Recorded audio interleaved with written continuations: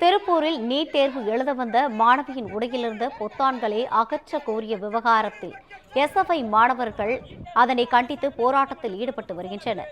மாணவி ஆடையில் பொத்தான்கள் அகற்றப்பட்டதை கண்டித்து இந்திய மாணவர் சங்கத்தினர் போராட்டத்தில் ஈடுபட்டு வந்த நிலையில் அந்த சங்கத்தினரை குண்டுக்கட்டாக போலீசார் கைது செய்துள்ளனர். கைதின் போது மாணவர்கள் போலீசாரிடையே தள்ளுமுள்ளு ஏற்பட்டதால் பரபரப்பு நிலவியது. இதுகுறித்தான கூடுதல் விவரங்களை வழங்குவதற்காக நமது செய்தியாளர் பாலா இணைப்பில் இருக்கிறார். வணக்கம் பாலா, கூடுதல் விவரங்கள். நிச்சயமாக ரவீனா, அதாவது தமிழகம் முழுவதும் இன்று நீட் தேர்வு நடைபெற்றது. இதில் பல இடங்களில் பார்த்தோமேயானால் ஆங்காங்கே அந்த பெண்களின் உடைகள் சரியில்லை, அந்த பெண்கள் கொண்டு வந்த மாணவர்கள் கொண்டு வந்த ஹால் டிக்கெட் சரியில்லை என்று பல்வேறு இன்னல்களுக்கு மாணவர்கள் தள்ளப்பட்டுள்ளனர்.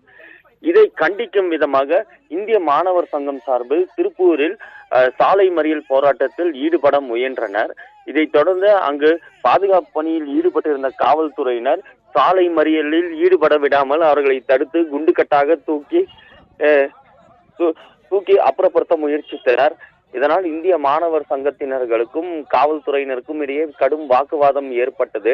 இந்த நிலையில் திருப்பூர் திருமுருகன் பூண்டி சிக்னல் அருகே அவர்கள் போராட்டத்தில் ஈடுபட்ட முயன்ற போது அந்த ஏற்பட்ட தள்ளுமுள்ளு காரணமாக அப்பகுதியில் பெரும் பரபரப்பு ஏற்பட்டது. ரவீனா, கூடுதல் விவரங்களை வழங்கியமைக்காக நன்றி பாலா.